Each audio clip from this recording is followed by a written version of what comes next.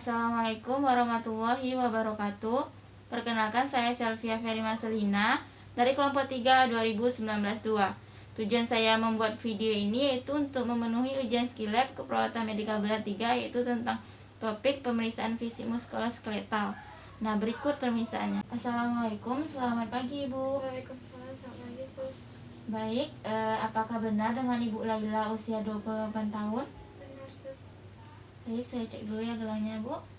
Baik, tinggalnya di Sail ya Bu. Iya benar sus. Baik, perkenalkan saya Selvia Ferry Marcelina, bisa dipanggil perawat Selvia. Baik, tujuan saya ke sini yaitu untuk melakukan pemeriksaan fisik muskuloskeletal Ibu. Nah, untuk mengetahui apakah ada kelainan atau tidak. Nah, Pak Ibu, pemeriksaannya sekitar 20-30 menit. Apakah Ibu bersedia? Bersedia sus. Apakah Ibu ada pertanyaan Ibu? Tidak sus. Nah, baik. Pertama yaitu kita melakukan anamnesa pasien untuk yang mengalami muskuloskeletal atau tidak. Nah, yang kedua itu kita melakukan pengkajian khusus pada pasien yang mengalami ortopedi. Nah, yang ketiga kita melakukan pengkajian berdasarkan regional muskuloskeletal. Nah, melakukan pengkajian tentang gerak room baik aktif ataupun pasif. Pertama, kita lakukan pengkajian atau anamnesa. Nah, ada 3 keluhan pasien yang mengalami ortopedi. Nah, yang pertama kita kaji nyeri dengan pengkajian PQRST. Nah, di mana yang dikaji itu di mana nyerinya, kapan dan durasi nyeri. Nah, yang kedua kita kaji keluhan perubahan bentuk atau deformitas, apakah ada tumor atau trauma dan lain-lain. Nah, yang ketiga kita kaji disfungsi pada otot dan tulang pasien, apakah ada kelainan, bawaan atau penyakit seperti tumor.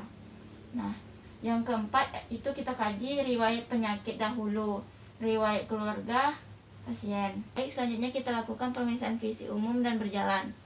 Nah, pertama kita lihat cara berjalan pasien. Nah, seperti tegap atau lurus atau kelainan cara berjalannya, di mana seperti bahu turun atau lututnya naik atau pelvisnya turun atau naik. Nah, cara berjalan dapat kita lihat dengan 3. Yang pertama Algic Gait, yang kedua Stepage Gait, dan yang ketiga Tendon Barbed. Nah, yang kedua pemeriksaan tonus otot. Ibu dapat rileks ya Ibu. Ibu posisinya mau berbaring atau duduk Ibu? Duduk saja sus. Baik, duduk seperti ini ya Ibu. Nah, di sini ada beberapa indikasi untuk melakukan pemeriksaan tonus otot. Contohnya pada pasien tira baring lama atau pasien stroke atau kelumpuhan. Nah, sehingga pemeriksaan tonus otot ini penting untuk dilakukan. Baik Ibu, saya akan mendemonstrasikan pemeriksaan tonus otot. Di sini nilainya ada 5, 4, 3, 2, 1, dan 0. Di mana nilai 5, Baik Ibu, Ibu dapat mengangkat tangannya Ibu seperti ini. Nah, baik, di sini pasien dapat melakukan gravitasi dan melawannya. Nah, nilai 4 Ibu seperti ini Ibu. Nah, di sini pasien mampu mengangkat tangannya tapi tidak bisa melawan gravitasi. Nah, nilai selanjutnya nilai 3. Nah, di sini pasien mengangkat tangan namun tangannya lemah dan langsung terjatuh. Baik, selanjutnya nilai 2 itu baik Ibu, angkat tangannya Ibu. Nah, di sini pasien tidak bisa mengangkat tangan tapi bisa menggerakkan sedikit demi sedikit. Bu, selanjutnya angkat tangannya Ibu. Nah, di sini pasien tidak bisa menggerakkan tangannya tapi saat diraba, nah pasien dapat menggerakkan tangannya. Nah, di sini nilai 0 tidak bisa menggerakkan tangan sama sekali. Nah, kalau mendapatkan nilai 2, 1, dan 0, kita lanjutkan dengan pemeriksaan atrofi otot. Nah, baik Ibu, selanjutnya pemeriksaan kedua itu pemeriksaan atrofi otot.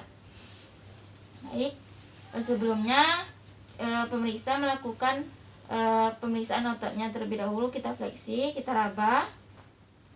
Nah, selanjutnya kita coba ke pasien. Ibu, misi ibu dapat menekuk tangannya seperti ini. Nah, jika teraba sama seperti otot peraba otot pasien, berarti tidak mengalami atrofi otot, tapi kalau tidak sama dia mengalami atrofi otot. Baik, selanjutnya yaitu pemeriksaan anggota bergerak atas atau punggung atau regional. Nah, di mana kita lakukan palpasi inspeksi secara umum, di mana kita inspeksi kepala dan leher. Kita lihat pasien ketika datang berjalan dengan baik atau tidak. Nah, selanjutnya apakah bahu kanan dan kiri simetris atau tidak. Nah, selanjutnya kita palpasi di bagian kepala dan leher, di mana pemeriksa berada di belakang pasien. Posisi tangan seperti ini. Nah, 2 jari berada di bahu dan 2 jari berada di leher, di mana jari telunjuk berada di vena cava jugularis dan jari jempol berada di tulang spinal atau servikal, menelusuri ke bawah. Nah, apakah ada benjolan atau tidak. Selanjutnya sampai ke bawah servikal, dilanjutkan dengan 2 jari vena jugularis. Nah, lalu kita naikkan 2 jari di bahu, kita kedepankan. Nah, sampai ke tiroid, apakah ada benjolan atau tidak. Nah, setelah itu tidak ditemukan benjolan, kita lakukan pemeriksaan pergerakan sendi dan bahu. Nah, apakah ada benjolan, deformitas, bunyi klik atau patahan tulang. Nah, di sini tidak ada. Nah, tangan kita pindahkan satu sisi. Nah, kemudian kita raba. Nah, satu sisinya lagi meraba. Apakah ada terasa nyeri, Bu? Tidak, sus. Nah, baik. Baik, Ibu bisa angkat tangannya, Ibu. Bisa, sus. Nah, di sini ke atas, Ibu. Ke samping. Ke bawah, Ibu. Nah, di sini sudah termasuk pemeriksaan ekstremitas bagian atas. Nah, selanjutnya itu sudah melakukan palpasi, minta pasien untuk melakukan pergerakan leher, abduksi, aduksi, rotasi dalam dan rotasi luar. Ibu bisa seperti ini, Bu. Kembali lagi, Bu. Baik, selanjutnya rotasi dalam, putar, Bu. Kepalanya. Baik, perawan ala, Bu. Nah, baik. Selanjutnya yang keempat yaitu pemeriksaan siku dan lengan. Nah, baik Ibu, bisa lihat lengannya, Ibu. Nah, dengan tangan seperti ini untuk memeriksa bagian sikunya apakah ada benjolan atau tidak. Nah, baik Ibu, bisa gerakkan, Bu. Nah, di sini tidak ada benjolan, Ibu. Nah, selanjutnya Ibu bisa angkat tangannya, Ibu. Tidak ada benjolannya, Ibu, turunkan. Tidak ada. Ke belakang, Ibu. Nah, tidak ada, pasien mampu melakukan gerakan. Nah, baik, selanjutnya lengan Ibu. Di sini Ibu pegang tangannya. Nah, baik, kita inspeksi, kita lihat apakah ada benjolan atau tidak di pergelangan tangan pasien. Nah, lalu kita palpasi, kita gerakkan. Nah, sini tidak ada ya, Ibu. Ibu bisa gerakkan ke samping, Ibu. Ke kanan, kiri. Nah, ke atas, Bu. Ke bawah. Tidak ada benjolannya, Ibu. Nah, selanjutnya kita lakukan pemeriksaan di bagian punggung. Nah, baik, selanjutnya kita lakukan pemeriksaan pada bagian punggung. Nah, kita inspeksi, kita lihat bagian punggung pasien, apakah pasien mengalami kifosis, itu punggung ke depan, atau lordosis, itu ke belakang, atau skoliosis, bahu seperti ada punduk di sini. Nah, kita lakukan pemeriksaan hingga ke abdomen pasien.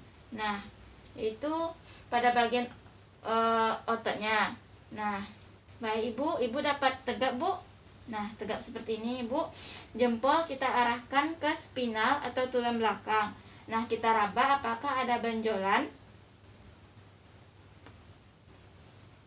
sampai ke lumbar. Nah, apakah ada benjolan, gravitas, deformitas di bagian tulang iga hingga bagian spinal. Nah, apakah ada nyeri atau benjolan seperti spina bifida pada anak-anak sampai ke lumbar ya. Nah, baik, selanjutnya bagian depan, Ibu.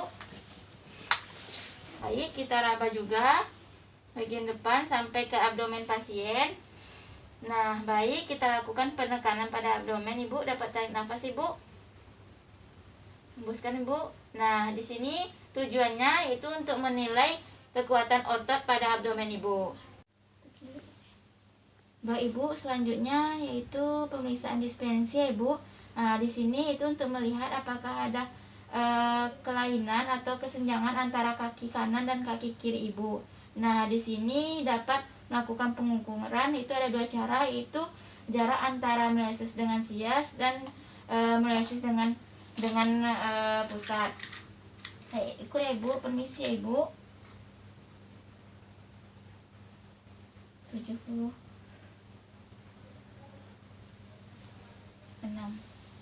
Baik, satu lagi, Ibu. Sama 76. Selanjutnya meniscus dengan pusat 5. Kaki satunya, Ibu. Nah, baik, Ibu, sama 85 ya, Ibu. Baik, Ibu, selanjutnya kita melakukan pengkajian khusus. Yang pertama kita lakukan pengkajian pada balance. Di sini pengkajiannya sangat penting dilakukan, dimana untuk melihat apakah Ibu mengalami sindrom atau tidak, dimana itu sindrom tunar karpal. Nah, baik, Ibu dapat meluruskan tangannya. Nah, dilipat, Ibu, seperti ini. Nah, lalu kemudian ditarik. Nah, ditekuk seperti ini, Ibu. Nah, baik, Ibu. Baik. Nah, tunggu sampai 60 detik atau 1 menit. Baik, Ibu, apakah Ibu mengalami kesemutan? Tidak, Nah, kalau Ibu mengalami kesemutan, berarti Ibu dicurigai mengalami sindrom tunar karpal. Nah, baik kesemutan sesudah atau sebelum saat dilakukan. Apakah tadi mengalami kesemutan, Bu? Tidak. Nah, baik. Selanjutnya, yang kedua itu kita lakukan pemeriksaan TINELS, yaitu di bagian pergelangan tangan. Nah, perbedaannya kita melakukan perkusi di bagian lengannya. Nah, tepatnya di sini. Nah, caranya rileks, Ibu, tangannya. Nah, untuk perkusi di sini. Nah, apakah mengalami kesemutan, Ibu? Tidak, sus. Nah, berarti Ibu tinelnya negatif. Tapi kalau Ibu mengalami kesemutan, berarti tinelnya positif. Baik, atau dengan cara refleks hammer. Baik, Ibu, bisa lihat pergelangan tangannya. Kita lakukan perkusi seperti pemeriksaan pada patella. Kita ketuk 3 kali di sini pergelangan tangannya. Apakah kesemutan, Ibu? Nah, berarti tinelnya negatif. Kalau kesemutan berarti tinelnya positif. Selanjutnya kita lakukan respect patella, di mana sini kakinya tidak boleh menyentuh tanah, jadi harus tergantung dengan kondisi pasien rileks. Ibu sudah rileks, Ibu? Sudah, sus. Nah, kita tentukan bagian patellanya, lakukan penekukan. Baik, Ibu. Tekuk, Bu, kakinya, Bu. Nah, baik, saya mulai lakukan perkusi, Ibu. Nah, baik. Nah, selanjutnya kaki satunya, Ibu. Boleh sini ditekuk, Ibu. Saya lakukan perkusi ya, Bu. Nah, baik. Refleks patellanya bagus, Ibu. Nah, baik, selanjutnya itu pemeriksaan tanda benjolan dan tanda balon. Nah, di sini kita lihat tanda balon, kita lihat lutut pasien. Apakah ada pergerakan patellanya? Kita fiksasi tanda benjolan seputar patella. Di sini kita fiksasi, kita raba. Apakah terdapat cairan atau tidak? Nah, jika tidak, tidak ada tanda benjolan. Nah, selanjutnya pemeriksaan tanda balon. Kita fiksasi tidak hanya di bagian patella, tapi apakah ada pergerakan cairan atau tidak.